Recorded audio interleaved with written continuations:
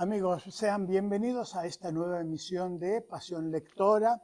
Estamos tratando siempre de estimular, de invitar a la lectura. Sean muy bienvenidos, mi querido Horacio Cárdenas Sardoni, Carmelita Rodríguez Machorro, muy bienvenidos. Horacio, ¿qué nos traes para esta ocasión? Muchas gracias. Y bueno, tú que hablabas ahorita de estimular y de fomentar la lectura, a mí sí me ha servido las recomendaciones que hacen ustedes, Carmelita y Gerardo Segura. Y tan es así que me leí uno de los libros de Alice Oseman, Sí, no la novela gráfica que tú recomendaste, dos chicos Dos chicos juntos. juntos, pero porque no quería en ese momento leer novela gráfica y vi que tenía novelas, Sí. obra escrita pues. Es típica, tradicional. No Sí. sé cómo. Ujú. Y me fui por ahí pensando en que, bueno, yo he leído bastante de libros tanto infantiles como para adultos jóvenes, de acuerdo a las categorías que tienen los norteamericanos, para dividir el tipo de lectura. Ellos tienen lectura para todos los grados. Y esta me interesó por tu recomendación. Y bueno, empecé a leerlo y me clavé por una serie de características de este libro que se llama Radio Silencio o Radio Silence. Es un libro que me da la impresión que la autora dijo, bueno, esta es la normalidad de los jóvenes en Inglaterra, de la edad previa al ingreso a los estudios profesionales, y de esta normalidad voy a hacer todo lo contrario. Y es allí donde se torna en una obra muy ilustrativa de lo que es la juventud de ese rango de edad, 16, 17, 18 años quizá. Son jovencitos que están terminando sería aquí la preparatoria y presentan sus exámenes para entrar a la universidad. Ese un punto crítico donde más bien donde estudian, donde se desvelan, donde hacen hasta lo imposible por hacer méritos para ingresar a la universidad y lo que ocurre después. Siempre se me ha hecho a mí en lo personal muy complejo el sistema educativo británico. Allí lo que cuenta son los méritos, es una meritocracia a nivel exacerbado. Los van perfilando, o sea, yo lo estudié cuando estudié la licenciatura y se me hizo, bueno, comparado con acá la llevamos papita, acá todo es fácil, acá, aunque haya problemas y dificultades para ingresar en las escuelas, allá es terrible. Si uno no pasa cierto examen, se queda en el nivel que le corresponde y no hay más oportunidad de ingresar más que a lo que aquí se llaman salidas terminales. Pero bueno, la aspiración de todo el mundo es llegar hasta los estudios profesionales en una universidad de prestigio. Y están abiertas las universidades siempre y cuando pasen los exámenes. Y ahí es donde. Entonces, esta novela es la historia de dos postulantes. Una de ellas es una persona, una niña, una jovencita, de un origen complicado en cuanto a sus orígenes. Su mamá es etíope y su papá es inglés. Entonces ya de por allí ya se comienza a perfilar una serie de oportunidades o una serie de impedimentos para que una persona con esta mezcla de razas pueda desempeñarse en el sistema educativo británico. Ese es uno. Y el otro es un muchacho, dice ahí que transexual, sin entrar en mayores definiciones, si biológica o física o de afinidad o lo que sea. Y estas dos personas se encuentran en internet. Yo he leído algunas novelas en que ocurren cosas en internet. Básicamente que te mando un correo, o que me mandas un email, o que me contestes igual. Hasta allí, porque los autores de cierta edad no están lo suficientemente imbuidos de lo que es el internet. Pero para mí que Alice Osman es bastante joven y conoce internet desde adentro. Entonces, todo gira en torno a un programa que se transmite en YouTube. Quede claro, esta novela es del 2016, todavía el TikTok no era, no sé si ya existía o apenas comenzaba, pero todo se orienta al YouTube. Y en YouTube este muchacho transmite un programa eh, no digo, no visual, sino solamente auditivo, como si fuera radio. Radio a la antigua, como lo hemos hecho algunas personas durante muchos años.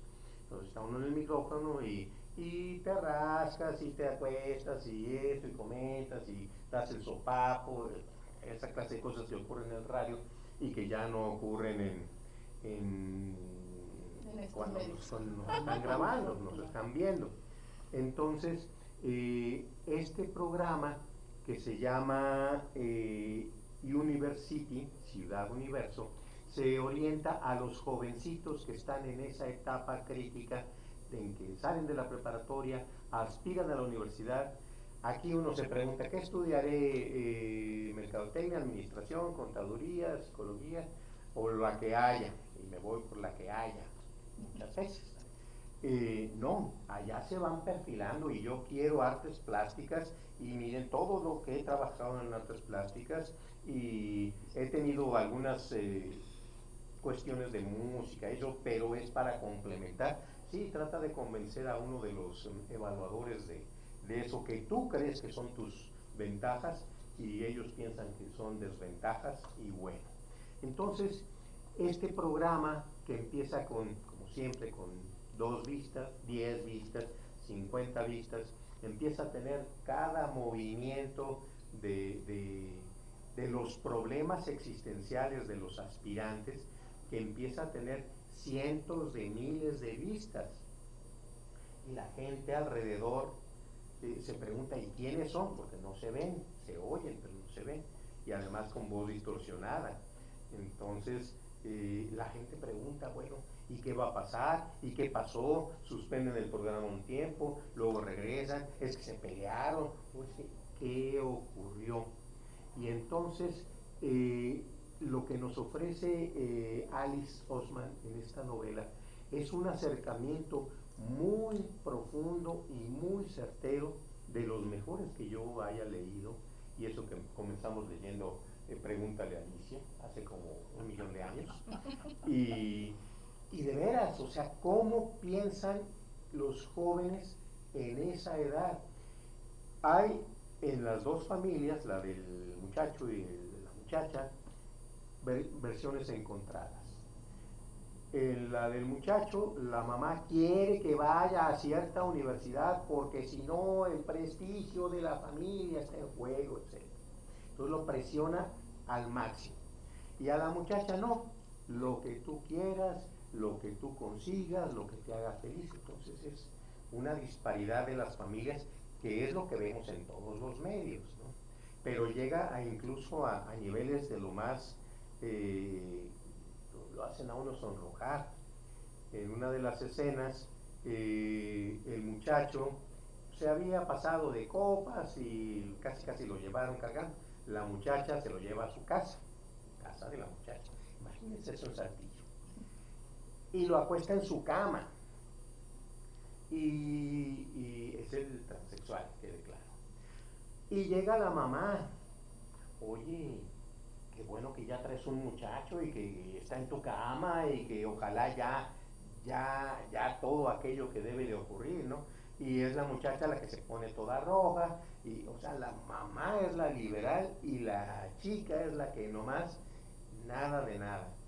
Entonces es una aproximación a una serie de realidades. Uno piensa, no hombre, es porque así lo decimos los viejos, es que los niños de ahora saben todo.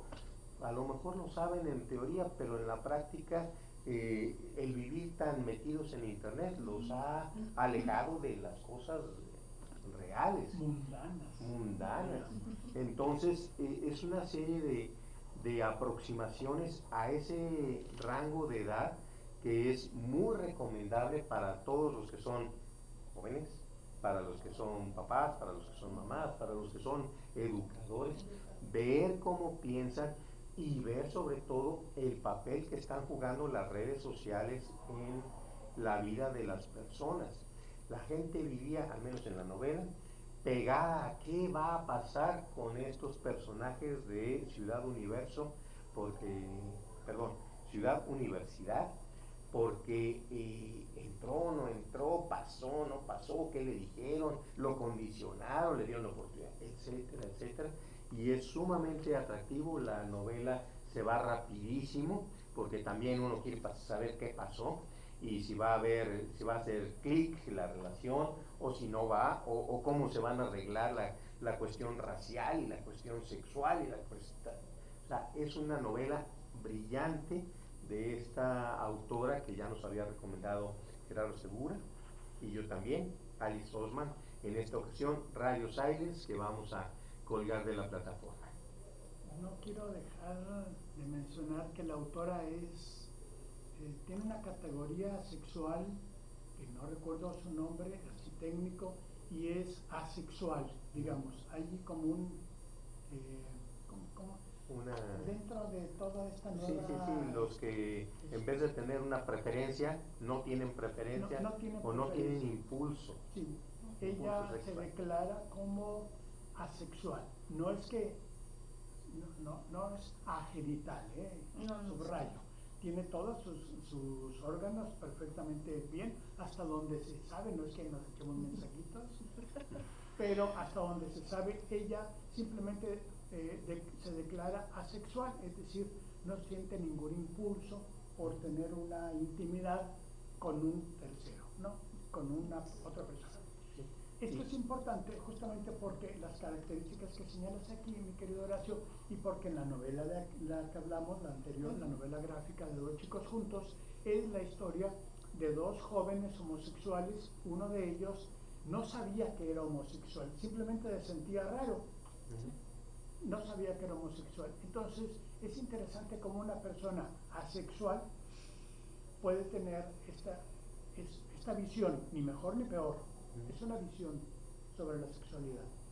Y de alguna manera ha servido su obra, estas 2 o 3 obras, porque ya me leí todavía otra, de planteamientos existenciales que difieren de lo que uno da por hecho. O la pareja heterosexual, o la pareja homosexual, o las idas y venidas, o lo que sea. Y no, hay un camino en el que simplemente no ocurren las cosas y el tiempo va pasando. Obvio empiezan las presiones, en el caso de la mamá, diciéndole, pues a ver qué horas, ¿no? Y a ver ya, ¿cuándo me vas a dar nietos? Claro, todavía está muy chica la protagonista, pero como que por allí va la intención de, bueno, pues ahí estás con él y está en tu cama y está, y nada de nada.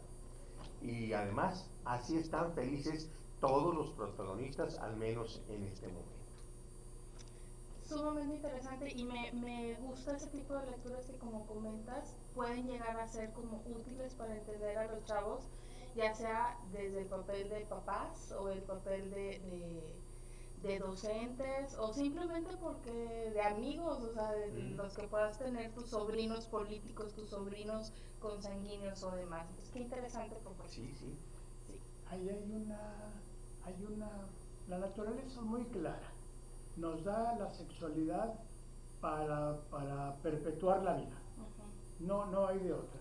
Y además, la naturaleza agrega ahí algunos componentes atractivos, como es el enorme placer que se recibe en el momento de la sexualidad, justamente como un gancho, es una seducción, pero que hace la naturaleza exactamente igual, valga la comparación, con el dulce que le pone a la manzana para atraer a los pájaros que piquen la manzana, que los pájaros van sobre el dulce, pero en realidad es para que puedan esparcir la semilla. Ok, son trucos de la naturaleza, muy bien.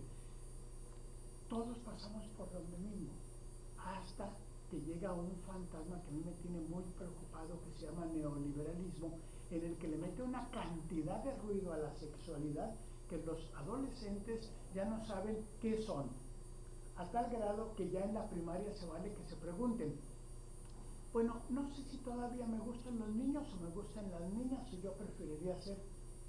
Esa es la enorme, es un ruido atronador que ha contaminado la sexualidad, que es tan linda y tan hermosa y tan toda. ¿Natural? Pues sí, es natural, es exactamente igual. ¿Qué sudar?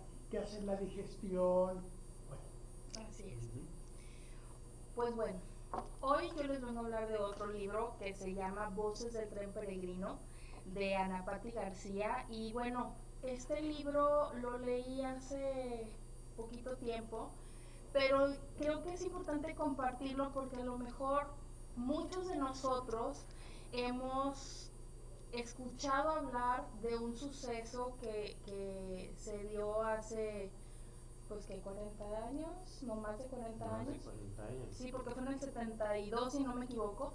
El descarrilamiento de un tren que venía del Real de 14 hacia Saltillo. Entonces fue una situación que marcó la historia de Saltillo, ¿no? Muchos habíamos oído hablar del trenazo de Puente Moreno, y a lo mejor las nuevas generaciones pues ni idea tienen qué onda con ese trenazo. Y bueno, la verdad fue un suceso muy trágico y, como les comento, marcó la historia. Y entonces Ana Patti García, que es egresada aquí de la Universidad de la Facultad de Ciencias de la Comunicación, y que se ha dedicado al periodismo y a la radiodifusión, pues en uno de sus trabajos ella nos platicó que le había tocado hacer una serie de entrevistas a familiares que de alguna manera habían tenido pues asunto, ¿no?, en el trenazo, ¿no? Ya sea que hayan perdido algún familiar, o que hayan quedado vivos pero con alguna secuela, o bien que hayan participado en todos ¿cómo se dice?, las situaciones de rescate que se dieron en el momento. Entonces, esta es una novela que de alguna manera nos narra muchas de estas situaciones que vivió el pueblo de Saltillo, y en donde podemos encontrar también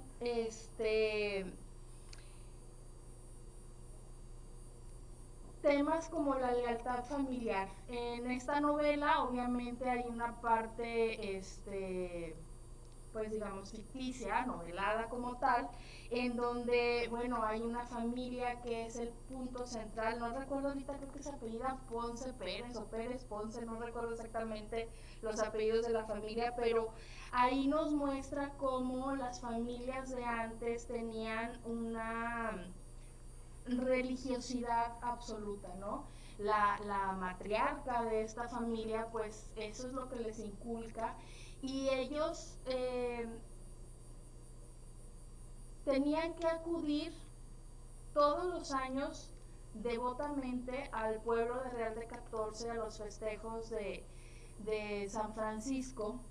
Y entonces justamente el 4 de octubre es el día de San Francisco. El día 5, cuando el tren viene, pues hay este descarrilamiento, que obviamente también la historia real del descarrilamiento pues tiene muchos asegúnes, porque nunca se dieron cifras reales de todos los muertos, ni de las condiciones en las que estaba ese tren, que se armó justamente para llevar a toda esa cantidad de familias que acudían devotamente a estos festejos religiosos en el pueblo aquí vecino del Real de 14. Entonces, es una novela histórica en ese sentido, porque nos muestra un suceso real.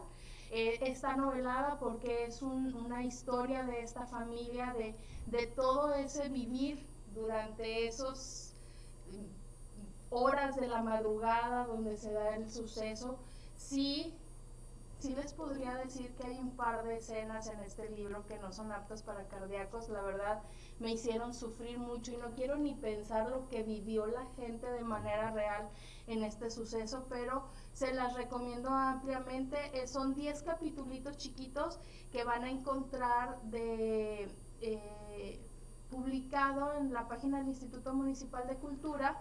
Ahí en Infoteca de la Salud también tenemos un ejemplar disponible y tengo entendido que en esta feria del libro que acaba de pasar ya se hizo la presentación de una nueva edición, creo que con un capítulo adicional. La verdad ahí sí no lo he leído, pero se los recomiendo como parte de, pues, de la historia de aquí de nuestra localidad.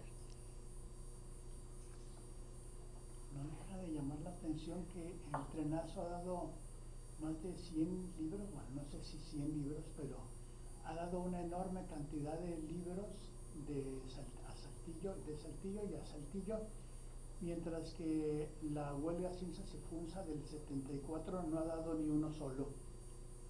Si se trata de hacer historia de Saltillo, pues la huelga Cinzas y Funza es un tema más que merecido para abordarlo. Solamente hay un libro testimonial del señor Salvador Zúñiga y Vientos de Cambio, que se llama el libro, y es todo. Y también no se le ha dedicado una sola novela a la primera huelga que hubo en el Ateneo, una institución centenaria, intocable, impoluta. No, igual y sí debe de haber muchísimos más sucesos en todo el estado probablemente, claro, que no han sido... Y entonces me llama la atención, ya dejen el tren en paz y agarremos otra cosa, digo, en términos de historia. Sí, además, así sea para equilibrar y para dar una visión más de conjunto, porque tienes razón. Yo por ahí tengo pendiente algo sobre la caravana del hambre y tengo 10 años con ese tema pendiente, como que sí, ya. Sí. Hay un texto hermosísimo de Revueltas, justamente sobre la caravana del hambre, porque él vino aquí a testimoniar eso, porque lo mandaron, porque chambeaba, y hace una relatoría muy interesante. Y Casiano Campos tiene otra relatoría interesante en la que él se suma a la caravana del hambre y hay allí toda una historia. Me llama la atención cómo los hechos subversivos son desaparecidos, ¿Sí? mientras que sí, los hechos dramáticos como es son ensalzados, digamos, ¿no? Esto nos perfila una historia de Saltillo sesgada. Sí. Como hay tantísimos libros sobre las familias de Saltillo, cuyos honores y glorias ni siquiera cuestiono, si tienen glorias y honores muy bien merecidos, pero no hay ni un solo libro, más que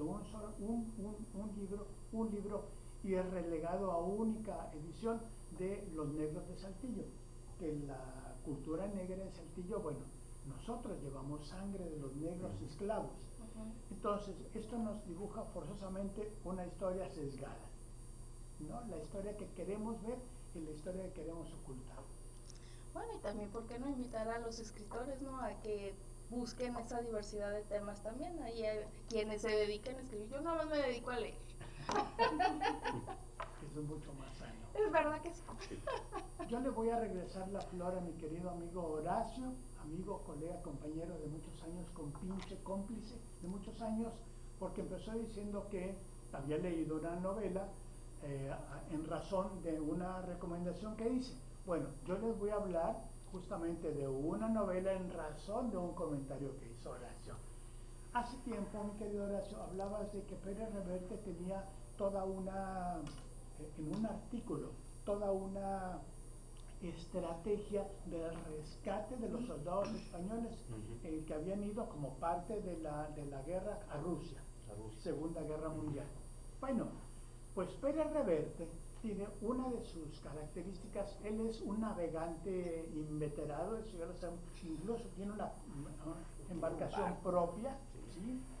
Tiene una de las novelas más complicadas que he leído en términos de vocabulario, que se llama La batalla de Trafalgar, porque describe cada uno de los hechos de cada uno de los 80 barcos que participaron en la batalla, y con tecnicismos navales. Entonces, si uno no sabe qué es proa, popa, mesana, cada uno de los 3, 4, 5 palos que pueda tener los distintos nombres de las velas, uno se pierde. Bueno, esa es otra de sus vertientes. Es miembro de la Academia del Español, de la Academia de la Lengua Española. Tiene una silla, la silla número fulana. Muy bien. Pero además fue reportero de guerra. Y tiene 2 novelas que escribió en torno a ser reportero de guerra, corresponsal de guerra. Una que se llama Territorio Comanche y la otra que se llama El pintor de batallas. Territorio Comanche es una novela chiquititita de 90 páginas y que empieza donde está el narrador, que nunca se sabe su nombre, el narrador, y está con su camarógrafo esperando que se vuele el puente de Ping-Pong, no recuerdo el nombre, es en la guerra serbia. En algún momento van a volar ese puente. El camarógrafo quiere filmar el momento exacto en el que se vuelve el puente, porque van a pasar las tropas serbias y de este lado está Montenegro y se va a impedir que vengan los enemigos, etcétera, etcétera, que los alcancen, etcétera, etcétera. Mientras están esperando, echados de panza en la ladera, esperando que exploten ese puente, se están acordando de cosas. Ese es un pretexto maravilloso que le permite a Pérez Reverte recordar cada una de las escenas que han sido significativos para él, desde bombardeos adentro de las ciudades, cuerpos mutilados, entrada del ejército estadounidense a sangre y fuego a las ciudades, un montón de cosas. Y se está diciendo, ¿te acuerdas, fulano, de cuando estábamos en el Hotel Perengano? ¿Cómo se llamaba la persona que nos atendía? Y el otro contesta, y se hace un diálogo, que es un diálogo pretextual para hacer una recreación de la guerra. Hay un tirante dramático, justamente, que es el que está haciendo que haya tensión. No es que a ellos les vaya a tocar las balas, no. El elemento de tensión es que a las 6 de la tarde deben entregar este video, porque todavía de las cámaras de video, en tal parte que es el único sitio donde hay una antena parabólica que sube la información y desde Sarajevo la envía a España para que se pueda transmitir en el noticiero de las 8 de las tales horas. El tiempo corre, los soldados no vienen, ellos están platicando, el sol es inclemente, todos los asegúnes, y en medio de eso se da una novelita de 90 páginas y es verdaderamente absorbente. Yo la leí en Kindle, que como la mayor parte de mi libro lo leo en Kindle, fue tan absorbente que me fui a la Gandhi de Monterrey solamente a comprar el libro para volver a leerlo y poder subrayar un montón de cosas. Esa es una novela muy interesante. Resulta que uno de los pasajes de los que se mencionan ahí tiene que ver con este compañero que era el fotógrafo, tomó una fotografía en un momento de la guerra, de una guerra X, tomó una fotografía, la envió al periódico, en el periódico les encantó la fotografía, la publicaron, pero además la postularon para fotografía del año. Resulta que le dieron el premio al fotógrafo y le dieron reconocimiento, le dieron una lana y fue feliz y todo el mundo feliz y qué bonitos estamos aquí. Hasta el momento en el que se aparece el señor al que le tomó la fotografía y le dice, tú te valiste de mi sufrimiento para obtener gloria, reconocimiento y dinero. Ah, caray. Ese es un planteamiento muy por encimita que se hace. Pero esta cuestión tan por encimita que se hace después es desarrollada en El pintor de batallas, justamente porque el fotógrafo se harta, eso ya es novela. Toda el territorio comanche es testimonial, digamos, bastante testimonial. Luego en la segunda novela, que se llama El pintor de batallas, trata del fotógrafo, camarógrafo, que se harta, compra un faro abandonado y se dedica a pintar en las paredes del faro todas las batallas en las que él participó, y ahí llega aquel soldado que fue fotografiado por él. Y entonces se hace una larga discusión, que es el 70% de la novela, sobre la guerra, la justicia, el periodismo, los salvajes que somos, cómo le fue a la familia, porque la cara de este señor apareció, él era un soldado, pero fueron contra la familia le fue como feria, etcétera, etcétera, etcétera. Todo contado de una manera vertiginosa. Cuando uno se sube a una novela de Pérez Reverte, es como subirse a un coche de carreras. La única manera de que se baje uno del coche de carreras es que el coche pare, y generalmente para al final de la novela. Tenemos cargados aquí Territorio Comanche. Respecto a esa novela, no me acuerdo si es en Territorio Comanche o en alguna otra de sus novelas, donde refiere una anécdota mientras están bombardeando un hotel en el que están los... Territorio Comanche. Y le dice el fotógrafo al reportero, porque, oye, vamos a acercarnos más para allá. Mira, si me matan por eso, no te voy a perdonar en toda la vida.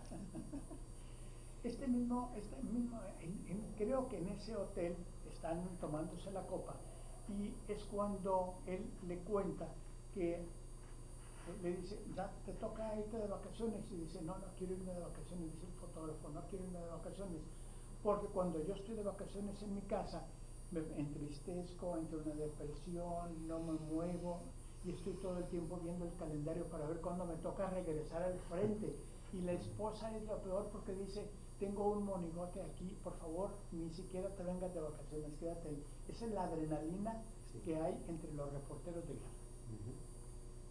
Y bueno, pues agradecemos su atención a su programa, Pasión Lectora, y nos escuchamos más adelante.